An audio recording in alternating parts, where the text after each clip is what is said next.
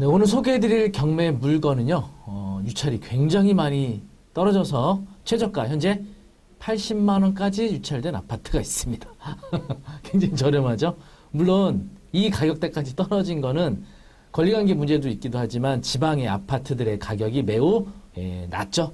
거기다 이제 권리관계 문제까지 있다 보니까 유찰이 여러 차례 이루어져서 현재 최저가 81만 8천원까지 유찰된 상태입니다. 자, 이 물건 과연 어떤 문제가 있는지 함께 알아보도록 하겠습니다. 네, 사건 번호 순천 2020타경 57998입니다. 전남 광양시 중동에 있는 성호 아파트입니다. 여기 건물은 24평이고요. 감정가 8,100만원. 사실 감정가도 되게 낮은 편이죠. 최저가는 81만 8천원. 위치 보시면은 바로 여기입니다. 순천하고는 거리가 좀 있고요. 바닷가 쪽에 위치하고 있는 지역이고 여기가 광양시입니다. 여기가 광양시 중 여기 아래쪽에 위치하고는 이 아파트가 되겠습니다. 세대수는 꽤 커요. 4,125세대입니다. 네, 바로 이 아파트가 되겠습니다. 약 4,100세대. 지금 네이버 부동산에 올라온 이제 단지 정보 보시면은 성호 2-2차가 2,300세대네요. 그리고 2-1차로 구분이 좀 돼 있는데 1,700세대. 그래서 2-1차, 2-2차 이렇게 구성이 되어 있는 것 같습니다. 현재 그 24평에 대한 매물은 5,300만 원에 나와 있네요.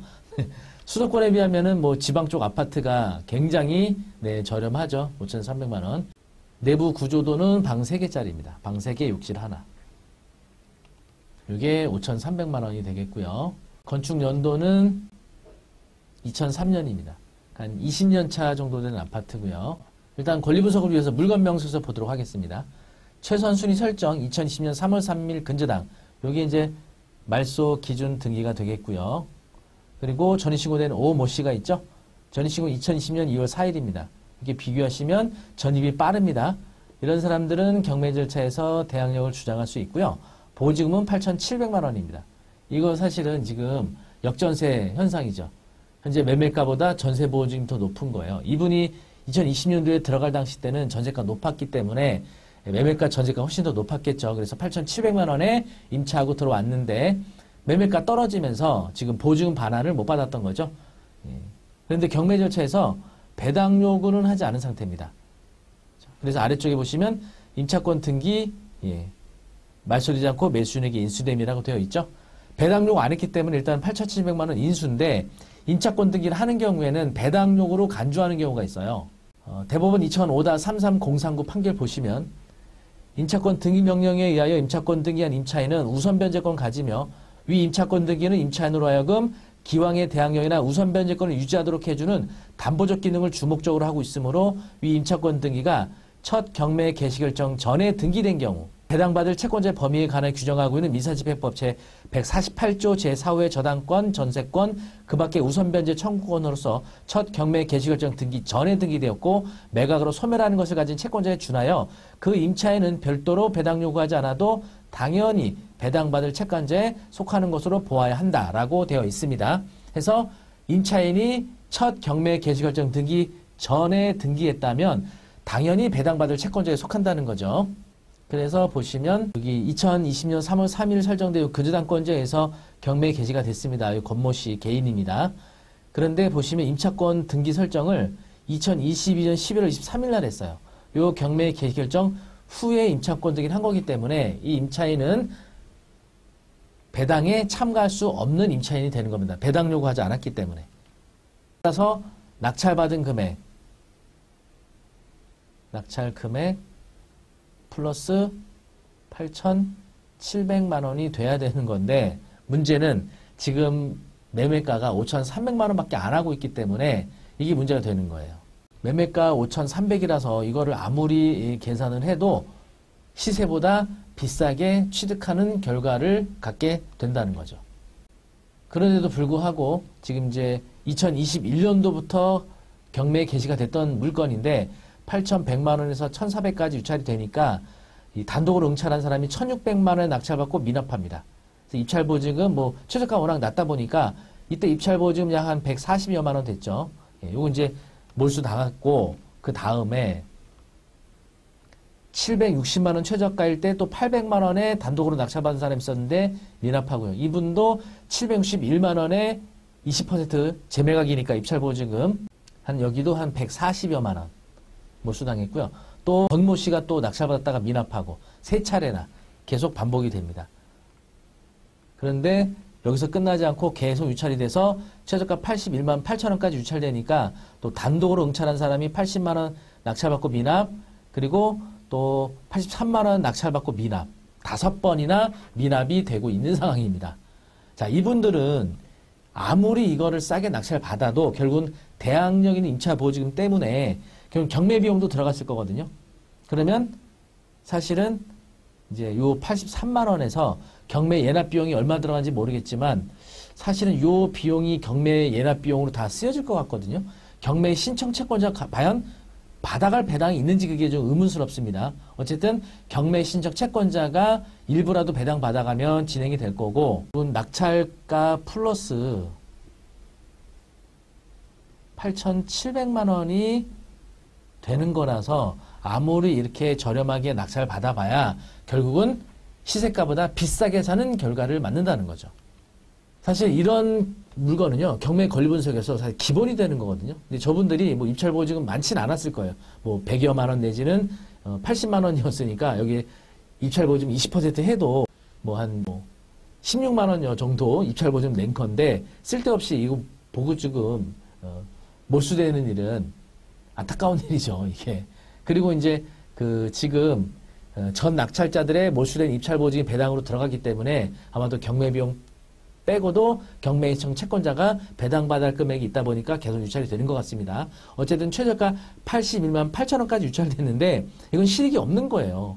결국은 8,700만 원을 추가 부담해야 되는 문제인 거죠. 바로 대항력. 근데 이런 문제가 이 전남에서만 발생하는 게 아니고요. 전국적인 현상이에요. 특히 수도권에서 굉장히 심합니다. 서울도 심하고요. 화곡동이나 신월동 가면은 감정가에서 상당히 오랫동안 유찰되고 있는 다세대 물건들이 많아요. 결국 이런 것들이 부동산 시장이 한참 좋을 때, 전세가 가격이 높을 때 들어간 대항력인 임차인이 있었고 가격이 하락하면서 대항력인 임차보증금보다 시세가 떨어지니까 시세보다 싸게 사는 게 경매 아니겠어요? 그럼 시세보다 싸게 낙찰받자니 대항력 임차보증금에 배당되지 않은 잔액을 인수해야 되는 문제 때문에 결국은 실익이 없는 거죠. 그러다 보면 제3자들이 입찰하지 않거나 낙찰받고 대금 미납하고 재매각으로 계속 반복되거나 이런 문제가 발생하고 있는 거죠. 사실상 이런 문제를 개인적으로 해결하기는 어려운 상황이고요. 이런 전국적인 현상을 결국은 정부에서 뭔가 해결책을 내놓고 좀 해결할 수 있는 대책을 마련해야지 않나 싶습니다.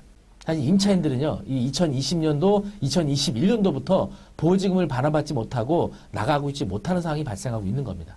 임차인들로서는 굉장히 답답한 거죠. 보증금도 반환 못 받고 이사도 못 나가고. 네. 이런 문제를 결국은 해결하기 위해서는 정책적인 어떤 해결책이 필요하다라고 좀 말씀을 드릴 수 있을 것 같습니다. 어쨌든 이번에 이제 새롭게 또 정부가 꾸려지게 될 텐데요. 새 정부에서는 이와 같은 낙찰이 되지 않고 있는 이런 경매 물건에 대한 임차인들에 대한 보증 회수, 그리고 이사 나갈 수 있는 이런 문제를 좀 해결할 수 있는 새로운 어떤 정부에서는 정책적인 해결책을 찾아주기를 좀 원합니다. 저도 좀 여러 가지로 고민하고 있고요. 그에 관련해서 논문도 좀 쓰고 있는데 어쨌든 저에게 어떤 도움이 필요하시다고 하면 저도 충분히 그거와 관련된 정확한 원인과 또 해결책에 대한 방법을 제가 좀 의견을 드릴 수 있을 것 같습니다. 경매에 있어서는 이렇게 대항력에 대한 권리 분석, 그리고 배당 요구에 대한 권리 분석, 기본적인 권리 분석이라고 할 수가 있겠죠. 그리고 또 이제 이런 권리 분석 외에도요, 실제 경매 투자를 위해서는 현재 진행 중인 경매 물건에 대한 투자 가치 분석을 할 줄 알아야 되거든요. 그것은 현장을 방문해서 이 물건에 대한 시세, 임대료, 향후 가격이 또 앞으로 오를 것인지 이러한 판단이 매우 중요하다고 할 수가 있겠습니다.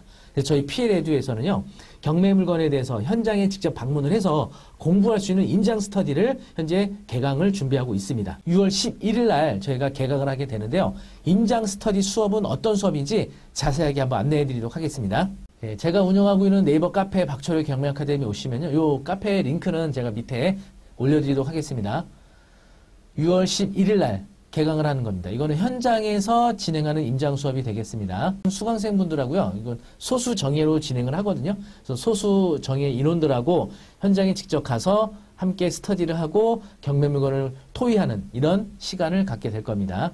개강일은 6월 11일 오전 10시입니다. 그래서 저희가 그 격주 수요일 날로 진행하게 될 거예요. 그래서 오전에 시작을 해서 오후 2시까지 진행을 하게 됩니다. 그래서 총 6회로 수업이 진행이 될 겁니다. 한 달에 2회씩 진행을 할 겁니다. 오전 10시에 만나서 오후 2시까지 스터디도 하고 식사도 하고 티타임도 가지면서 다양한 수업을 진행을 될 거니까 아마 이 수업을 진행하시게 되면 저하고 더 밀접하게 가까이서 경매 관련된 더 많은 내용들을 공부할 수 있는 좋은 기회가 되지 않을까 싶습니다. 수강생 회원님들에게는 다양한 수강 할인 혜택도 제공해 드리고 있고요. 또 카페 회원 가입만 해도 상당한 혜택을 제공해 드리고 있습니다. 원래 정가 85만 원에 진행하는 수업을요.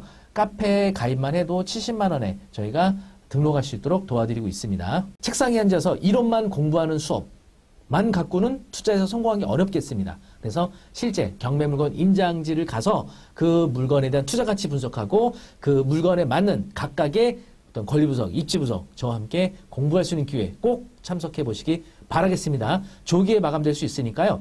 서둘러서 수강 신청해 주시기 바라겠습니다. 수강 신청 링크 아래 올려드리도록 하겠습니다. 개강하는 날 뵙도록 하겠습니다. 다음에도 더 좋은 영상으로 찾아뵙도록 하겠습니다. 감사합니다.